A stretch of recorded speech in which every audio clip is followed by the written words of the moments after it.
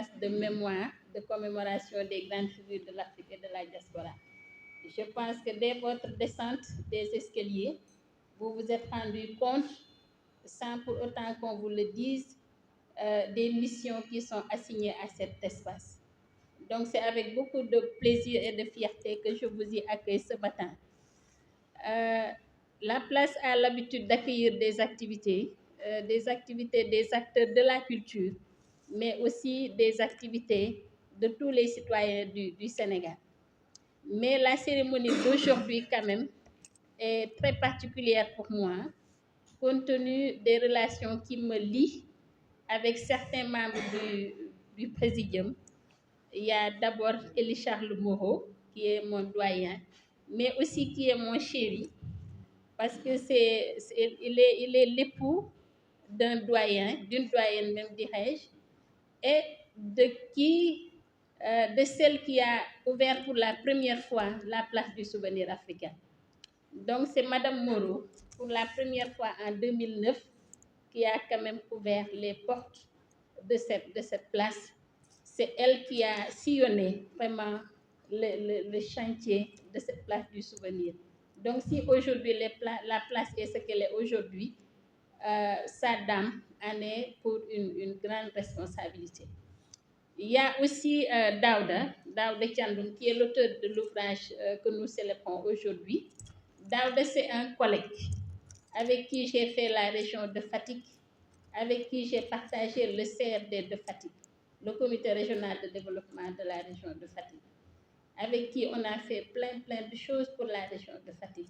Et son engagement pour l'aménagement du territoire, pour le marketing territorial, n'a pas fait défaut depuis en tout cas que moi je l'ai connu.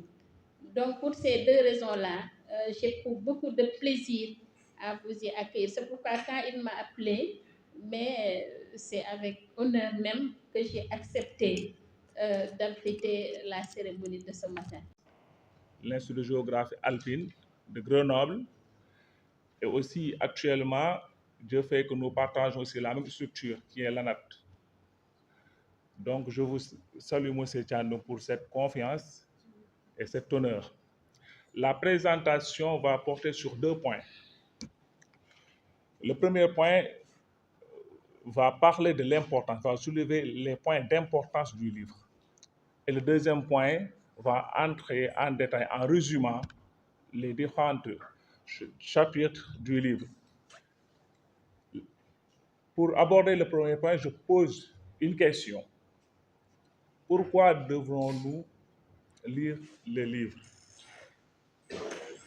intitulé L'aménagement des territoires et urbanisme entre théorie, principes et approche, le cas du Sénégal? Pour moi, j'ai lu le livre 2 fois. Le livre constitue une plus-value intellectuelle dans le domaine des métiers du territoire pour les étudiants, le monde de la recherche, les praticiens que nous sommes et les initiés. Dans la première partie, le livre cherche à faciliter la compréhension surtout de l'aménagement du territoire, qui est un domaine incompris. Beaucoup de gens ne comprennent pas ni la définition, ni le métier, ni les domaines d'intervention de l'aménagement du territoire. Et c'est pour cela l'une des causes que M. Thiandoum a réservé une bonne partie du livre en donnant une définition théorique et historique de l'aménagement du territoire. Il retrace aussi les liens qui existent entre l'urbanisme et l'aménagement du territoire, parce que c'est deux domaines tellement familiers, mais il existerait aussi des différences qu'il serait important quand même de ressortir. Il arrive que les gens pensent que l'urbanisme et l'aménagement du territoire sont pareils, mais parfois il y a des divergences. Ils ont de commun que l'aspect spatial, c'est des domaines d'intervention et de planification de l'espace. L'auteur présente une parfaite cohérence. L'auteur, en écrivant ce livre, a fait l'effort quand même de combiner ces deux domaines qui actuellement sont en parfaite cohérence avec le paradigme des nouvelles autorités. Les nouvelles autorités développe une approche de combinaison entre ces deux domaines pour en faire un levier de rationalisation de nos politiques publiques dans l'occupation spatiale et surtout en faire un levier d'amélioration de la qualité du cadre de vie. Comme nous le savons, nous avons un problème spatial qui impacte notre qualité de cadre de vie. Et l'auteur, en écrivant ce livre, ne savait même pas, c'était bien avant l'alternance, ne savait même pas que les nouvelles autorités vont faire cette alliance-là. Donc, pour dire qu'en tant qu'expert, il avait la vision, la volonté de montrer que ce sont des domaines qu'il ne faut jamais séparer, qu'il faut essayer de mettre en commun au bénéfice de notre organisation spatiale. C'était l'introduction. Je vais entrer dans le vif du sujet en faisant le résumé détaillé. Dans le chapitre 1, l'auteur nous parle de l'histoire, des théories, des écoles, des concepts, des acteurs, des principes et des genres d'aménagement du territoire. D'abord, il fait un rappel sur l'histoire de l'aménagement du territoire, de l'Antiquité à l'époque moderne d'après la Deuxième Guerre mondiale, en démontrant que le concept de l'aménagement du territoire est une pratique aussi vieille que les premières formes d'organisation sociale et spatiale. Cette relation dialectique a toujours existé entre l'homme et son espace. L'homme sédentarisé a été confronté au besoin d'organiser son milieu de vie et de son espace productif.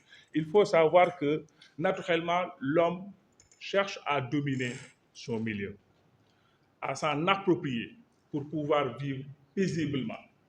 Et c'est ce qu'il essaie d'expliquer en faisant cette définition d'emblée. Aussi, il cherche à nous montrer que l'aménagement du territoire n'est pas une affaire occidentale. Nous aussi, en Afrique, nos ancêtres ont essayé de dominer et de s'approprier de l'espace. Je le cite, dans certaines sociétés agraires traditionnelles africaines telles que les nôtres, l'exploitation de l'occupation des terres se faisait à partir d'un type de planification physique et temporelle. On peut observer que sur nos différentes ethnies, à travers nos différentes ethnies, il y a un mode d'occupation spatiale tantôt un peu différencié. Le mode d'occupation sérère qui est traditionnellement agriculteur ne l'est pas par rapport au mode d'occupation de nos familles Poulard, par exemple, qui sont globalement des éleveurs, par exemple. Et il cite aussi, il interpelle notre professeur le feu Mohamed Maoulou Diahaté dans son livre L'aménagement du territoire au Sénégal, principes, pratiques et devoirs pour le 19e siècle. Toujours dans cette même veine, l'auteur nous dit que au milieu du 10e siècle, plus précis, du 20e siècle, plus précisément après la guerre mondiale, l'aménagement du territoire était devenu une question progressivement déterminante dans la conception et la mise en œuvre des politiques publiques dans un contexte de reconstruction et de restructuration pour beaucoup de pays tels que la France, l'Allemagne, la Grande-Bretagne, l'Italie. Parce qu'après la guerre, l'aménagement du territoire était interprété comme un outil de reconstruction de l'Europe.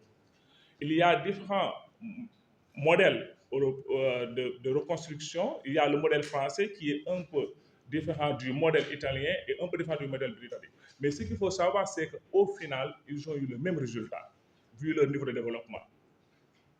Donc, pour dire que c'est un levier important pour la force publique d'organiser l'espace et d'établir un véritable système économique de développement qui tire vers la revalorisation des ressources et potentiels de chaque territoire. Après cette touche historique, l'auteur fait un parcours des différentes écoles d'aménagement du territoire, de l'école américaine à l'école européenne et aussi à l'école asiatique. Dans le chapitre 2, pour la définition de l'aménagement, dans le chapitre 2, c'est là où l'auteur pose la question, surtout de définir l'aménagement du territoire. C'est quoi l'aménagement du territoire? La priorité de la diversité géographique à la notion du territoire submentionnée nous permet quand même de donner une définition. Sans vouloir, il est modeste, il ne donne pas une définition figée de l'aménagement du territoire, mais il donne son appréciation. Il essaie de circonscrire son contenu actuel en termes. L'aménagement du territoire est une politique volontariste et transversale de l'État. L'aménagement du territoire, c'est une intervention de l'État d'abord, c'est politique. J'ai cité tantôt les pays occidentaux. Les pays occidentaux, après la guerre, c'est l'État les États ont développé des politiques d'aménagement pour reconstruire le pays, mais aussi pour asseoir un développement économique harmonieux. Donc, c'est ce qu'il veut faire comprendre, que l'aménagement est d'abord l'action, ça amène de l'action publique qui est l'État. Pour justifier cela, l'auteur interpelle un ancien ministre de la Reconstruction et de l'urbanisme français, Eugen Claudis Petit, qui disait: l'aménagement du territoire n'est rien d'autre que la recherche dans le cadre géographique d'une meilleure répartition des hommes en fonction des ressources naturelles et des activités économiques. L'un des objectifs de l'aménagement du territoire, c'est qu'il y aurait une meilleure répartition des populations en fonction aussi des dynamiques économiques. Il faut limiter les questions de déséquilibre dans l'espace, mais aussi dans la manière d'habiter. Nous connaissons ces problèmes avec Dakar et le reste du territoire. On va y revenir en détail. L'auteur a donné des cas d'exemple de notre situation de déséquilibre territorial. Donc, il faut retenir que cette définition, c'est une définition politique. Mais les géographes ont donné aussi leur définition. Ça veut dire que l'aménagement du territoire, les juristes ont une conception, les sociologues, les géographes, mais actuellement, c'est une affaire politique. Nous sommes les bras techniques des politiques pour mettre en œuvre les politiques d'aménagement. Et l'auteur l'a bien démontré dans le livre. Dans le chapitre 3,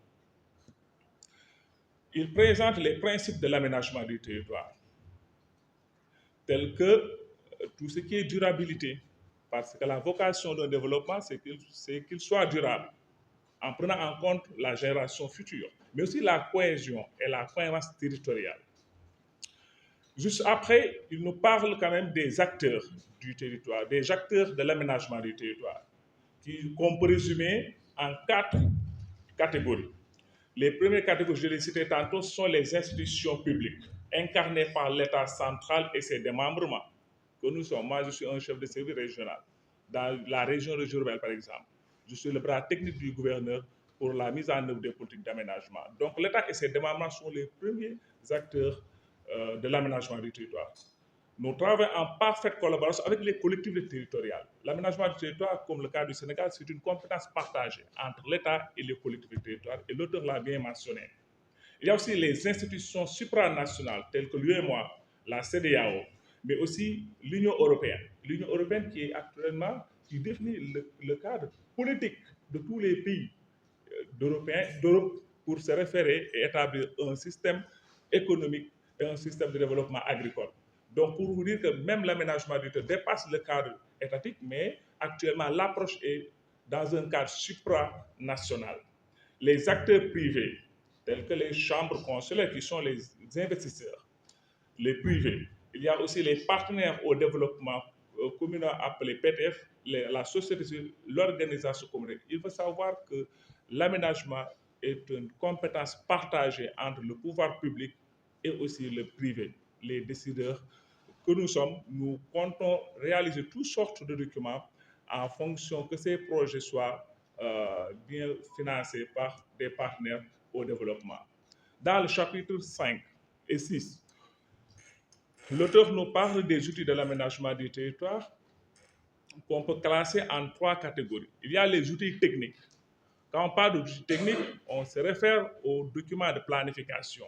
Chaque territoire ou chaque collectivité territoriale dispose d'un outil de planification spatiale pour régir son modèle de développement, en s'appuyant surtout sur la valorisation des ressources et ses potentialités. Parce que chaque territoire a ses potentialités sur lesquelles il pourrait s'appuyer pour organiser son développement. Il y a les outils juridiques, parce que sans le cadre juridique, la mise en œuvre pose problème. Et pourquoi, actuellement, au Sénégal, que ce soit l'urbanisme et l'aménagement, des nouvelles juridiques ont été récemment mises en place pour organiser davantage notre espace. Il y a aussi les outils financiers, parce que l'aménagement du territoire nécessite sa mise en œuvre, un accompagnement financier. Actuellement, les collectivités territoriales rencontrent beaucoup de difficultés. Pourquoi elles ne peuvent pas mettre en œuvre le document, c'est des problèmes financiers. L'aspect financier est important et il l'a bien souligné. Donc, pour une bonne politique d'aménagement, il faut les outils techniques, les outils juridiques et les outils financiers. En deuxième partie du livre, l'auteur fait un parcours,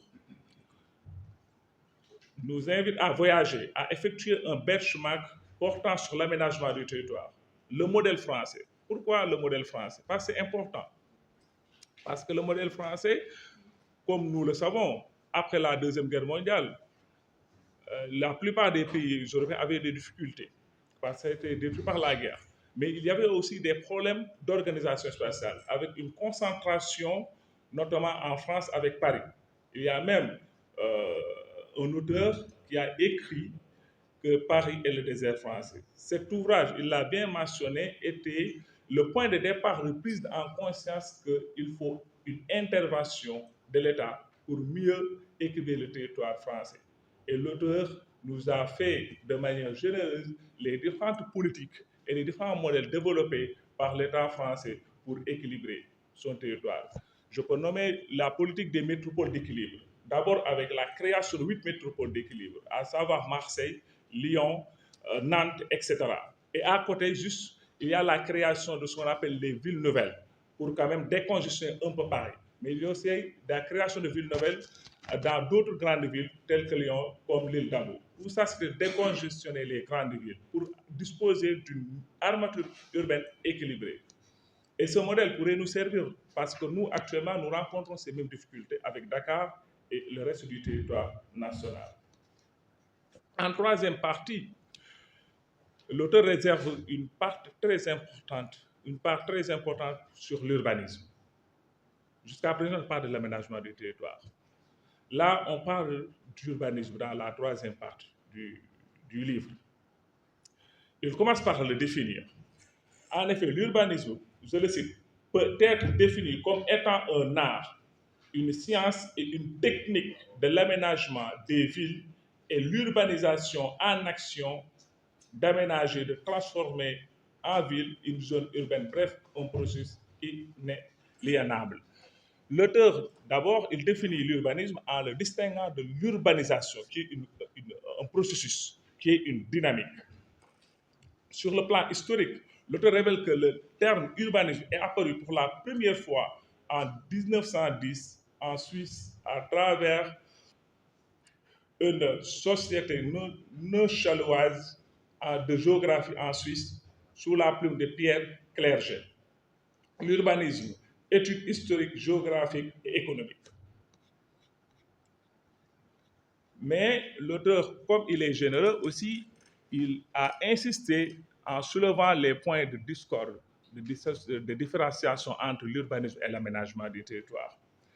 Il dit, revenant sur les liens entre l'urbanisme et l'aménagement du territoire, qu'il qualifie de faux jumeaux, il considère qu'ils forment la même famille à travers leurs enjeux, leur démarche d'élaboration d'outils, leur finalité à structurer l'espace dans une perspective de générer des externalités positives pour les populations.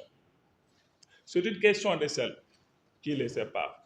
Parce que l'urbanisme opérationnel intervient dans l'espace urbain, le bâti, le dur. Comment organiser cet espace? En définissant les modes d'occupation et d'affectation des sols. Tandis que l'aménagement, l'auteur fait un zoom sur l'évolution politique de nos politiques d'aménagement, parce que le résultat que nous disposons aujourd'hui est le fruit d'un long processus. Depuis la veille de l'indépendance jusqu'à présent, il y a quand même des progrès dans le domaine politique d'aménagement du territoire. L'aménagement du territoire part d'un bureau de l'aménagement des territoires et villages dès 1961 pour devenir aujourd'hui une agence nationale de l'aménagement du territoire. Et que dès 1967, il y a la création. Très pétri de savoir et de savoir-être. Parce qu'il était toujours là à chaque fois qu'on le conviait à nos colloques, activités scientifiques. Et aussi toujours là à chaque fois pour discuter de problématiques de développement territorial et d'aménagement. Je vais, par rapport à cet ouvrage et à l'auteur, son auteur, Daoud Tchapnou, vous dire que c'est un homme vraiment qui est scientifiquement très bien armé, qui est disponible, qui est très apprécié des étudiants, puisque je suis le responsable des formations d'ingénieurs en développement territorial à l'Université Alioune Diop de Bambey. Parce qu'au Sénégal, comme vous le savez, et dans pas mal de pays africains, il y a des économistes, des géographes, des marketeurs, des managers, et chacun évolue dans son coin. Et les champs discursifs sont plus ou moins cloisonnés.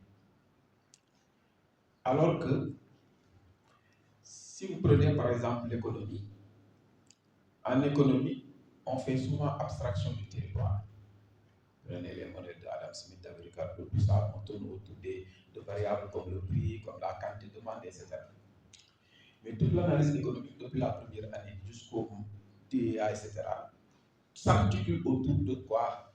Des mécanismes, par exemple, d'ajustement automatique du marché par rapport au prix, par rapport au marché. Toute l'économie, c'est le marché. Mais dans les faits, le marché, c'est où? C'est un endroit où les gens se rencontrent pour échanger. C'est un espace, c'est un territoire. Mais les économistes n'analysent pas le territoire.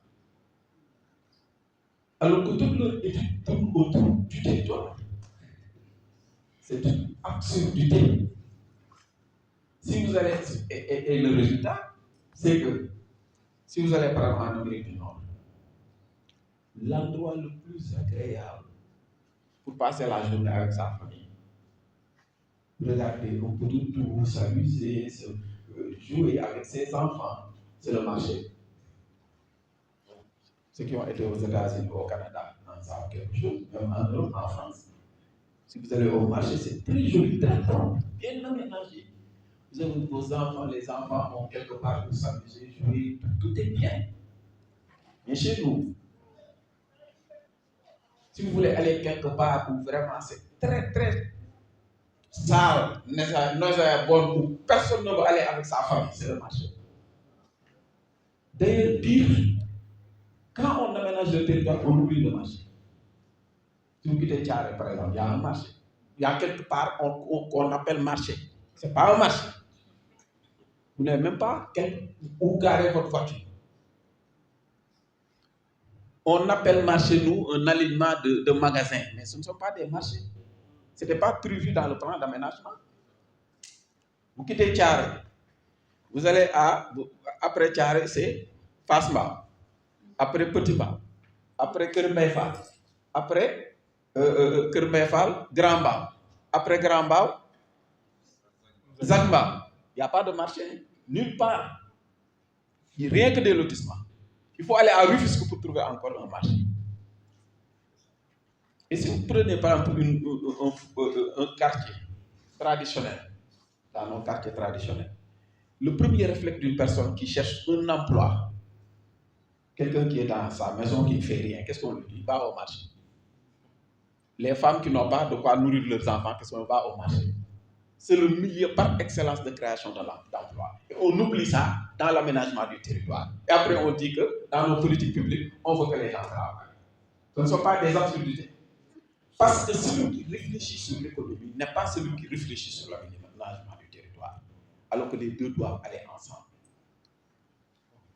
C'est pourquoi, à Bambey, c'est la seule université, l'une des seules universités, rares universités au Sénégal et en Afrique de l'Ouest, qui a logé l'ingénierie du développement territorial dans le département d'économie. Et c'est là où intervient M. Tchando, comme professionnel. Et quand on voit l'approche économique, quand on voit son ouvrage, il a parlé des modèles de Stiglitz, Krugman, les modèles de la nouvelle économie géographique. Là, on voit que vraiment, il a mis en exergue ce intrant-là économique dans l'aménagement du territoire. Et c'est de ça qu'on a besoin. Il a été dans son ouvrage pratique, mais surtout opérationnel, avec les aspects de l'aménagement du territoire qui sont développés dans les politiques publiques au niveau étatique. Et aujourd'hui, l'aménagement du territoire, je ne vais pas être long parce que sinon ça risque de nous prendre la journée, a pris une dimension aujourd'hui beaucoup plus intéressante. Parce que avec les nouveaux gouvernants que nous avons, leur approche c'est l'aménagement du territoire, les pôles, etc. Mais nous, quand on était jeunes, à l'école primaire, secondaire, on parlait d'aménagement du territoire, mais sous l'angle physique du terme. Et les choses ont évolué parce qu'aujourd'hui, il y a des intrants non tangibles de l'aménagement du territoire, comme le contraste, l'extravagance, la similarité, la proximité, l'innovation, le virtuel. Tout ça entre dans l'aménagement du territoire. Parce qu'il n'y a pas que le physique qui peut être facteur de création de valeur au niveau territorial. Le positionnement peut se faire sur des déterminants non économiques, même non tangibles, et avoir des impacts physiques, économiques sur le développement territorial. Et ça, c'est méconnu, malheureusement, et non pris en compte dans notre aménagement du territoire. Aujourd'hui, nous avons les États de l'AES. Le Sénégal est Dakar en premier, et le territoire le plus enclavé de l'UEMOA et de la CEDEAO. Il est facile de quitter une capitale des autres pays membres de l'UEMOA et de la CEDEAO pour aller sur les autres territoires. Vous prenez une voiture à Bobo-Dioulasso ou à Ouattara, vous roulez, vous allez dans les autres capitales, des autres pays limitrophes. Mais quand vous quittez Dakar pour aller dans cette zone, c'est très difficile. Alors que tous les déterminants économiques sont au vert quand on regarde dans cette zone. À compter en premier ce qu'on appelle les effets pays, c'est-à-dire la valorisation perceptuelle du produit du fait de ces effets, de ces origines territoriales. Si vous allez du côté de l'Afrique de l'Ouest, les produits en provenance du Sénégal sont appréciés par rapport à leur propre produit. Et on ne le vend pas parce qu'on est. L'aménagement du territoire ne favorise pas une ouverture vers cette direction-là. Nous, on regarde que faire l'Europe, ce qui est absurde, parce qu'il y a la mer. Moi, je ne vois pas on est plus proche des États-Unis que des Maliens. Il y a l'océan Atlantique qu'il faut traverser avec un avion. Donc, c'est du palais au fait. Alors, si vous regardez dans l'autre direction, avec votre voiture, vous auriez pu prendre une voiture, aller à Bamako, et ainsi de suite, commercer avec ces populations. Et ça, je pense que c'est l'aménagement du territoire qui règle ces problèmes-là. Pour terminer, je vais vraiment faire une petite digression parce que M. Diallo a publié son ouvrage au niveau du Nègre international, l'éditeur Le Nègre international. Vraiment, il faut féliciter ces éditeurs, en l'occurrence M. Moreau, M. Sayer. Ce ne sont pas des commerçants du livre, ce sont des éditeurs. Ils sont ouverts et ils travaillent à la dissémination du savoir par les intellectuels locaux d'ici. Ils facilitent la publication, ils facilitent la transmission du savoir. Et vraiment, on les encourage. Ngakar, chers collègues également, avec qui nous avons fait fatigue ensemble et que nous avions eu à relever des défis tellement importants pour le développement de la capitale du Sine. Ma sœur, Monsieur François Ndiaye, qui est le directeur du CADASI. Félicitations, M. Ndiaye, nouvellement nommé, nouvellement promu directeur du CADASI national. Les étudiants, ils sont aussi très présents sur la salle. Et prier sur son prophète Mahomet. Et salut sur lui parce que le bon Dieu de m'avoir accordé la vie, puisque nous parlons du professeur Moro Diakhaté. Ensuite, de m'avoir donné la force, le courage, l'abnégation, la détermination de terminer ce projet. Mais également de m'avoir vraiment choisi en mettant en place des personnes, de bonnes personnes qui ont su me guider, me téléguider. Parce que sur ce projet, je n'avais pas trop d'expérience. Donc c'est le lieu aussi de rendre grâce à Dieu et aussi de remercier vraiment ma famille, mes parents, la maison d'édition, je l'ai dit tantôt, la direction du livre également, mes préfaciers, et surtout docteur Amitié, qui, quand elle écrivait sa partie, était à la Mecque. Donc c'est depuis à la Mecque qu'elle m'a envoyé sa partie. J'espère que toutes ces prières seront exaucées. Aussi à mes doyens, surtout le doyen, le professeur Mohamed Maodo Diakhaté, je tenais vraiment à la présence de sa famille dans cette salle. Pourquoi? Voilà, sa petite sœur est là, donc toute sa famille est là. Moi, je vais wax wolof pour ñëpp ngeen mën a comprendre parce que c'est important ndaxte Maodo Diakhaté yàlla dafa def mu doon noonu sama doyen mais aussi mu doonoon koo xam ne fu ñu dajee ci réunion suñu ñibbi sama oto lay dugg ñooy ànd maa koy yóbbu ma dëkk Gueule Tapée mais très souvent dañ doon daje def sport ci condition bi ensemble wala ñu daje fële ci Soumbédioune autour d'un café pour parler de ce métier. Alors c'est en marge d'une réunion que lui, que j'appelais affectueusement le professeur de notre métier à Saint-Louis, et l'autre professeur de notre métier à Saint-Louis, c'est le professeur Amadou Diop, que vous connaissez tous. Donc les deux m'amènent de notre métier, de manière générale, à terminer cela. Mais il y a de cela 5 ans. Mais je n'avais pas le temps pour pouvoir faire cela. Mais l'idée était toujours dans ma tête. Alors, quand j'étais... Bon, je vais français.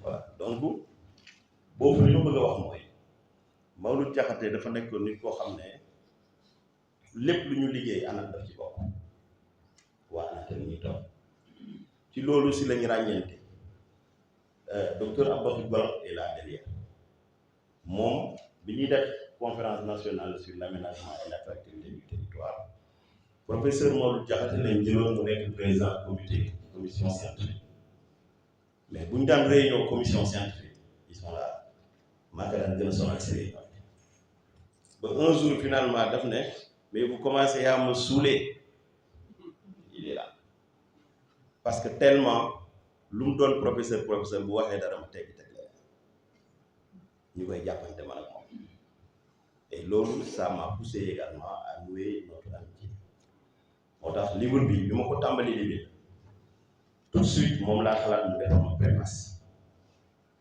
bi ma koy bind benn moment ma dégg ne yàlla jëlee na ko c'était un grand coup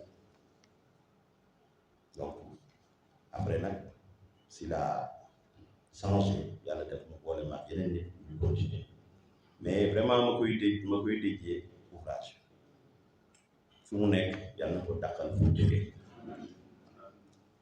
bi ñuy tàmbali dama wax Abdourahmane nañ ñu def 10 minutes de silence mu ne nañ ko tuddee ñaan pour suñu personnalité énorme c'est suñu métier bi jógee ku mel ni moom mais aussi ku mel ni le doyen Aliou Badiane de l'ONU Habitat, un doyen qui parlait, c'était nous, on avait nos yeux qui s'éclaircissaient. Ensuite, Oumar Sow de la DGUA. Nous cru, l'union def, nous di ko réaliser. Donc c'était l'opportunité aussi de me rendre hommage si li nga xam ne tàmbali nañ. Alors di wax pourquoi le livre? Le livre parce que tout simplement Serigne Dia l'a évoqué. À un moment donné, je me suis dit, qu'est-ce que je peux mettre dans la réflexion scientifique pour permettre aux étudiants, surtout que je commencé à mixer le français, pour permettre à ceux que vous imaginez de comprendre. Surtout que je commencé à jàngale à l'université, je vois les étudiants souvent dañuy soxla ay ouvrage mais très souvent ouvrage yi ñu leen di jox yu ci bëri dañuy am jafe-jafe pour teg ci seen loxo bu mu ne amul parce que am na waaye day xaw a métti donc ma ne pourquoi pas waruñ bind c'est l'union de c'est une parce que tout ce que j'ai écrit, quelqu'un qui est dans le domaine connaît exactement ce que j'ai écrit. Peut-être moi j'ai le courage de rassembler tout ça, d'apporter mes inputs et de produire un livre. Mais tous les experts qui sont dans la salle, à part peut-être des partis pris, par exemple. Pour lire l'ouvrage de Disney, j'ai donné mon point de vue. Si on prend aujourd'hui l'ancrage institutionnel de l'ANAT, moi j'ai dit sa place ce n'est pas dans un ministère. Et si le ministre était là, j'arriverais la même chose. Parce que ça, c'est ma compréhension intellectuelle et c'est ça ce que je vois. Si on prend l'exemple de la DAT et de l'ANAT aussi, j'ai donné mon point de vue. Dans le cadre aussi de l'occupation anarchique de l'espace, ça aussi j'ai donné mon point de vue avec des solutions là-dedans. Gravier l'avait fait, il a dit, Jean-François Gravier en 1947, quand il disait Paris et le désert français. Un livre alarmiste qui montrait cette organisation jacobine de la France pendant 8 siècles. Tout était centralisé à Paris, tout. Et il considérait Paris comme étant, si vous voulez, le vampire qui dévore la jeunesse de la France. Et là également au Sénégal, qu'est-ce qu'on peut dire? Dakar et le désert sénégalais. Carrément la même chose. Alors, tous les jeunes pensent que s'ils ne viennent pas à Dakar, ils ne vont pas réussir. Et pourtant, les territoires de départ sont bourrés d'opportunités de développement. Quoi on doit faire pour rééquilibrer, pour changer la donne? Là également, j'ai donné des explications. J'ai montré également l'urbanisme. L'urbanisme, c'est un zoom sur l'aménagement du territoire. Pour vous donner une explication très simple. Et là également, j'ai appelé dans l'ouvrage pratiquement Cerda, qui est le père de l'urbanisme à Barcelone. Mais également, dans l'ouvrage, j'ai montré la place centrale que joue le baron Eugène Haussmann dans l'ouvrage. Au 19e siècle, Taï Paris, lui, a les Jeux Olympiques actuellement. Le monde entier, en regardant les images, se disent, mais qui a fait ça? Qui a organisé cet espace? On a l'impression que chaque chose est dans sa place. Tout est magnifique. Regardez même les stades, comment ils ont su les intégrer dans le tissu parisien. En regardant la Tour Eiffel, le stade en bas, tout. Mais ça, c'est le baron Haussmann qui l'a fait. Le baron Haussmann avait rasé complètement 80% de la superficie de Paris. Qui ose faire ça à Dakar aujourd'hui? 80% de la superficie de Paris, les bulles de terre, on rase tout. Et c'était le culte de l'axe. L'axe comme une règle, on trace. Le baron Haussmann imposait même les Parisiens à 18h d'allumer des bougies pour l'esthétique urbaine de la ville, sans quoi vous allez avoir un PV. Et cela a été aussi dénoncé par beaucoup d'auteurs qui ont quand même dénoncé le fait que ce que le baron Haussmann était en train de faire, c'était de virer les pauvres, parce que Paris avait une population de 3 millions d'habitants. Les pauvres qui s'entassaient dans Paris, en les envoyant vers la banlieue. Alors, et de donner les nouvelles terres, n'est-ce pas, à la classe la plus nantie de France. C'est-à-dire ce qu'on appelle dans notre jargon, un terme qui est là, qui est ce qu'on appelle la gentrification. Cette gentrification, le fait de pouvoir prendre un espace qui était anciennement occupé par une population moins aisée pour installer une population plus aisée. Là aussi, ça a été compliqué dans le livre. Voilà des exemples. Le professeur Mauro Diakhaté me disait, est-ce que vous pouvez comprendre? Et déjà, ça commence à le livre pour nous, tu dois réfléchir. Parce que d'abord, est-ce que vous pouvez comprendre? Dakar, mairie pour Dakar, a un accès sur place de l'indépendance. Mairie pour Dakar a un accès sur place de l'indépendance. Est-ce que nous devons comprendre? Voilà à mon avis, de l'ambition, des initiatives fortes qu'on doit prendre. Et le Sénégal aujourd'hui, en 1960, on avait 3 millions de personnes. En 2013, on était 13 millions de personnes. Aujourd'hui, on est 18 millions de personnes. Les projections nous disent qu'en 2035, on sera 25 millions de personnes. Les projections nous disent d'ici la fin du siècle, on sera 50 millions de personnes. Sur 196 712 km qui ne bougeront pas. Les géographes sont là. Le Sénégal est très loin des failles. Puisque nous n'avons pas failles, on peut dire pour amener un volcan, une île qui va émerger et on l'ajoute dans notre superficie nationale. Hélas, on est très loin, heureusement aussi en même temps. Ça veut dire que donc les 196 712 km, d'ici la fin du siècle, on mettra 50 millions de personnes.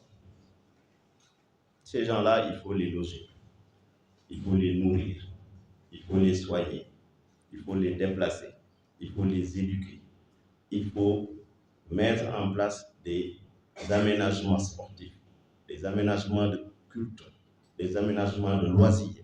Et on le fait où? On le fait où? Pendant ce temps, le changement climatique grignote ce que nous croyons comme acquis. Allez à Djaolène, allez à Rufisque, allez à Kafountine, allez à Palmarin, allez à Saint-Louis. Vous vous rendrez compte que ce qu'on croyait comme acquis est en train d'être grignoté par les effets négatifs du changement climatique. Voilà la situation. Si on laisse le ministre de l'Éducation nationale, il va nous faire des écoles partout. Si on laisse le ministre de la Santé, il va nous faire des hôpitaux partout. Si on laisse le ministère de l'Enseignement supérieur, il va nous mettre des universités partout. Le ministère de l'Artisanat, c'est la même chose. Mais si on fait tout ça, qui arbitre l'utilisation de l'ensemble? Qui est l'arbitre de l'espace? C'est qui? Qui doit dire tel ministère, c'est là où vous devez arrêter, c'est là où vous devez arrêter? Qui? C'est ça l'aménagement du territoire. L'aménagement du territoire prône la gestion rationnelle de l'espace. Et voilà pourquoi on doit d'abord, et ce livre vise cela, faire sortir l'aménagement du territoire des cadres académiques et professionnels pour arriver à le mettre entre les mains des profanes. Parce que qui d'entre nous, géographes que nous sommes, urbanistes que nous sommes, aménageurs que nous sommes, bref, toutes les personnes qui travaillent sur les métiers de la géographie, qui n'a pas encore eu à répondre à cette question? Qu'est-ce que vous faites comme métier? On nous pose cette question. Le maçon, on connaît, en bas. L'ouvrier, le maçon, on connaît, le médecin, on connaît. Mais vous, en tant qu'aménageur, qu'est-ce que vous faites? C'est quoi votre métier? Hein? Même les urbanistes, on connaît, parce que si vous voulez faire votre autorisation de construire, là, vous savez où vous devez aller. Mais aménageur du territoire, on posera toujours la question, qu'est-ce que vous faites comme métier? Et les amis sont là, ils nous posent cette question, M. Diagne est là. Au juste, c'est quoi votre métier? Dites-moi. Moi, je suis là, moi je travaille dans la prospective territoriale. D'accord, c'est quoi la prospective territoriale? Encore un gros mot. C'est-à-dire, nous, on est là pour dire comment on doit faire pour que demain, les problèmes n'existeront plus. Tant que les aménagements ne précèdent pas l'implantation des hommes, on sera toujours là en train de gérer des problèmes. Le problème de Dakar, c'est que Dakar ne gère plus son développement. Dakar subit le développement, mais Dakar ne contrôle plus le développement. Et l'aménagement du territoire est dans le contrôle du développement. Et pour contrôler le développement, c'est des outils. C'est pour ça la politique d'aménagement du territoire, au-delà des principes que notre ami Bachir vous a listés tantôt, se subdivise sur 3 leviers fondamentaux. Et je termine sur ça. Le premier levier, c'est de voir comment structurer les infrastructures et les équipements dans l'espace. Comment? Parce que nous sommes dans une stratégie. L'urbanisme, c'est la partie, en tout cas sur ces outils opérationnels, c'est la partie opérationnelle de l'aménagement du territoire. L'urbanisme. Que ça soit l'AGEROUTE, que ça soit le ministère de la Santé, que ça soit le ministère de la Justice, que ça soit le ministère de l'Éducation nationale, tous les ministères qui travaillent sur l'espace sont considérés comme étant ceux qui exercent et ceux qui mettent en œuvre la politique d'aménagement du territoire. Nous, quel doit être notre rôle dans ça? C'est de voir la cohérence de l'ensemble. Comment les projets s'arriment les uns des autres. C'est pour ça qu'on est là pour voir, n'est-ce pas, la recherche d'une meilleure articulation des équipements et des infrastructures dans l'espace. Deuxièmement, c'est comment mettre en place des politiques ou dissuasives ou incitatives sur les choix de localisation. Par exemple, quand le président de la République décide de mettre en place une ville nouvelle, on connaît l'objectif. Quand le président de la République décide de dire au niveau de la Casamance, désormais, on va baisser les exonérations, c'est pour pousser les gens à investir dans le tourisme. Quand on décide d'interdire les gens d'aller garer leurs véhicules à Dakar, qu'est-ce qu'on fait? On augmente le prix du parking. On développe les transports en commun. Là, l'aménagement du territoire est dans le volet mettre en place des politiques incitatives. Mais on peut mettre en place des politiques dissuasives pour interdire les gens de s'orienter vers une zone. Et le dernier volet, c'est ce qu'on appelle la partie active de l'aménagement du territoire, puisque c'est le contrôle strict de l'utilisation du sol. Le directeur du cadastre est là. Et souvent même, on nous pose la question, qu'est-ce qui vous différencie entre cadastre, aménagement du territoire et urbanisme? Il est là. Souvent, on nous pose cette question. Qu'est-ce qui vous différencie? Pourquoi vous avez 3 services dans la région? Vous faites quoi? Et nous, on est toujours là pour dire chacun a son métier. Et j'ai l'habitude de dire que le cadastre gère le livre foncier. L'aménagement du territoire fait la photographie de l'espace. L'aménagement du territoire représente le Sénégal au-delà du territoire national. Nous sommes les seuls à faire ça au niveau de l'UEMOA. Puisque nous devrions voir à travers des outils tels que le SDER, le schéma de développement économique de l'espace régional, comment les différents projets incarnés dans les différents pays s'arrivent pour une cohérence de l'ensemble. Si le Mali décide de mettre en place un hôpital à la frontière, alors que le Sénégal voudrait faire passer une autre route, c'est problématique. Donc voilà pourquoi on doit regarder l'ensemble. Et tous les outils ayant une incidence spatiale relèvent de l'aménagement du territoire. Tous les outils. Le code forestier, la loi sur le domaine national, le code de l'urbanisme, le code de l'environnement, la loi sur le littoral, tous les codes qui protègent l'espace proviennent de l'aménagement du territoire.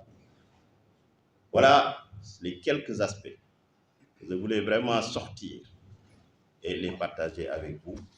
En vous remerciant tous vraiment, je suis vraiment honoré de votre présence.